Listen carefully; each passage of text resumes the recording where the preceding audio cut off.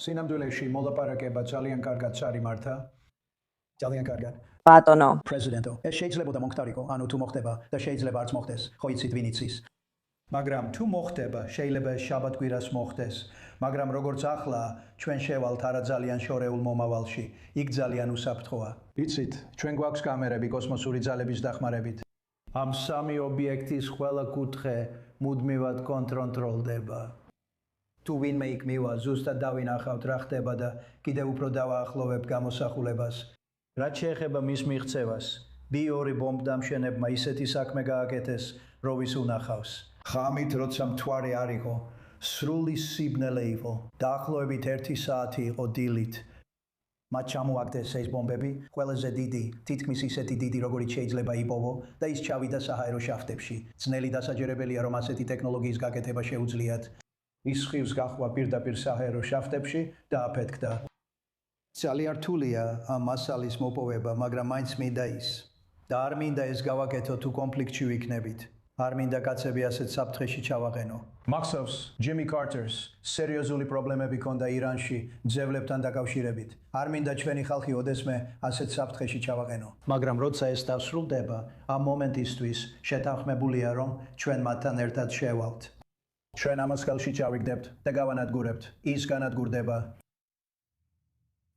დამატებითი ინფორმაციისთვის ახლა შემოგვიერთდა დოქტორი კენ პოლაკი, ახლო აღმოსავლეთის ინსტიტუტის პოლიტიკის ვიცე-პრეზიდენტი. კენ, არსებობს ახალი ანგარიში Wall Street Journal-იდან, რომელიც ამბობს, რომ ტრამპის წითელი ხაზი ამერიკელი ჯარისკაცების დაღუპვაა და სწორედ დაღუპვა იქნება ის, რაც რეალურად ხელახლა გააჩაღებს ამბობს. ეს ჯერჯერობით არ მომხდარა ამ დროებითი ცეცხლის შეწყვეტის პერიოდში, მაგრამ თუ ეს ანგარიში მართალია, რამდენად მეტ მანევრის საშუალებას აძლევს ეს ირანს, რომ განაბრძოს აშშ-ის ძალების გამოცდა.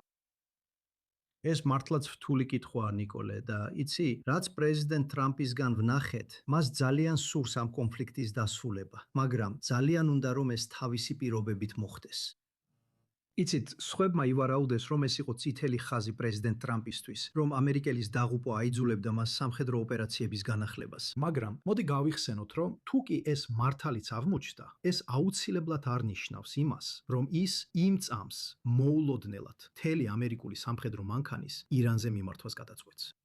მას შეუძლია აერჩიოს შეზღუდული სამხედრო დარტყმები, როგორც პირდაპირი პასუხი იმაზე, რასაც ირანელები გააკეთებენ და რის შედეგადაც ამერიკელი დაიღუპება.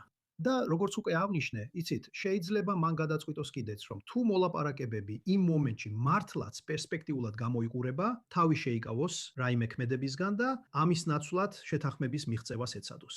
ფიქრობ ძალიან ფრთხილად უნდა ვიყოთ იმის შესახებ სპეკულირებაში თუ რას გააკეთებს პრეზიდენტი ტრამპი ნებისმიერ მომენტში. მან თქვა, რომ აშკარად არ სურს კიდევ ამერიკელების დაღუპვა, მაგრამ ის, რბილად რომ თქვათ, ძალიან არაპროგნოზირებადია. რა სიტყვით შეთანხმების სტატუსზე სპეკულირებაზე, კენი, ირანი საერთოდ ახერხებს ამ მოლაპარაკებების შეზღუდვას. გულისმოპეს ომი ბირთვული საკითხის გამო დაიწყო, მაგრამ ეხლა სათაურებში ლიბანზე, ხორმუზის სრუტეზე, სანქციების შემსუბუქებაზე საუბრობენ. მართლაც მოახერხეს ყურადღების გადატანა. ვფიქრობ ეს ძალიან დიდი კითხვაა, ნიკოლე, და სწორედ ამიტომ არის ეს მოლაპარაკებები ასეთი რთული. გულისხმობ იმას, რომ ამას ემატება ის ფაქტიც, რომ ეხლა ირანში უკიდურესად მკაცრი ხელმძღვანელობაა და ირანელებთან მოლაპარაკება ყოველთვის ძალიან რთულია. მაგრამ როგორც შენ აღნიშნე, ეხლა მოლაპარაკების მაგიდაზე უამრავი სხვადასხვა საკითხია დაგროვილი.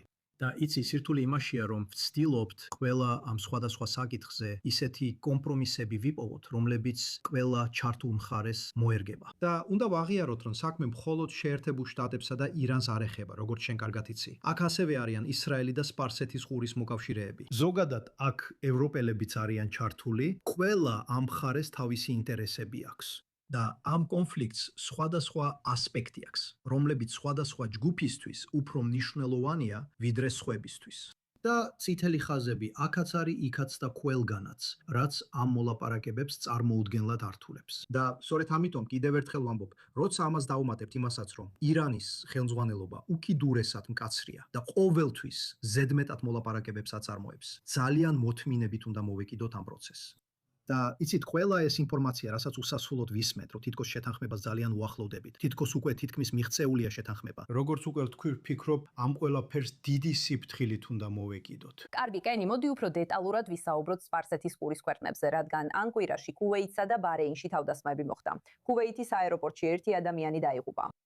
არის თუ არა სპარსეთის ყურის ქვეყნები ისევ ის ფაქტორი, რომელიც ვაშინგტონს ესკალაციისგან აკავებს. თუ შეიძლება პირიქითაც იყოს. ეს ბოლო მოვლენები უბიძგებს სპარსეთის ყურის ქვეყნებს, რომ შეცვალონ კურსი და რეალურად დააწვნენ ვაშინგტონს სამხედრო მოქმედებების განახლებისკენ. ფიქრობ, სპარსეთის ყურის ქვეყნები ამ ყველაფრის განმავლობაში საკმაოდ თანმიმდევრულები იყვნენ, ნიკოლ. ან მათ სურთ, რომ ეს ომი დასრულდეს, მაგრამ ძალიან კონკრეტული პირობებით. მათ სურთ, რომ, როდესაც ეს ყველაფერი დასრულდება, ირანი არ აკონტროლებდეს ჰორმუზის სრუტეს. ირანს არ ქონდეს შესაძლებლობა, რომ გადასახადები აიღოს.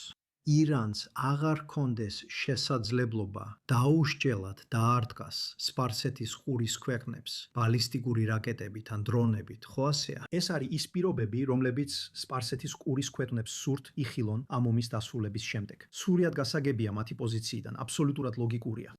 მაგრამ სხვადასხვა დროს ეს იმას ნიშნავდა, რომ ზოგჯერ მათ მოუწოდეს შეერთებულ შტატებს უფრო მკაცრად ემოქმედათ. სხვა დროს კი მათ სცადეს შეერთებული შტატები შეეჩერებინათ, მოგვიწოდებდნენ, წინ წავსულიყავით, როცა ფიქრობდნენ, რომ ამის შესაძლებლობა იყო, როცა ეშინოდათ, რომ აშშ-ში დათმობებზე წავიდოდა, რაც მათ არ მოსწონდათ, გვაკავებდნენ, როცა ფიქრობდნენ, რომ შეერთებული შტატების შესაძლოა უსაფუძვლოდ ჩაშლიდა მოლაპარაკებებს, რომლებიც პერსპექტიულად გამოიყურებოდა, ან უბრალოდ უაზროდ მიაკენებდა მეტ ზიანს სპარსეთის ყურის ქვეყნებს. ეს ძალიან მძიმე ომი იყო მათთვის ყველასთვის. დიახ, ნამდვილად ძალიან მძიმე ომი იყო ყველა ქვეყნისთვის ამ რეგიონში და ასევე შეერთებულ შტატებში, სადაც თქვენ იმყოფებით. დოქტორ კენ პოლაკი, ძალიან სასიამოვნოა, რომ დღეს i24 News English-ზე ჩვენთან ერთად ხართ. გმადლობ თქვენი ანალიზისთვის. ყოველთვის სასიამოვნოა, ნიკო. აშშ-ის წარმომადგენელთა პალატამ დაამტკიცა ომის უფლებამოსილების რეზოლუცია, რომელიც მიზნად ისახავს შეაჩეროს აშშ-ის სამხედრო მოქმედებები ირანის წინააღმდეგ, რაც პირდაპირ კრიტიკაა პრეზიდენტ ტრამპის ომის სტრატეგიის მიმართ. თუმცა ეს ძირითადად სიმბოლური ნაბიჯია. ეს რეზოლუცია ოთხშაბათს მცირე უპირატესობით 215 ხმით 208-ის წინააღმდეგ მიიღეს.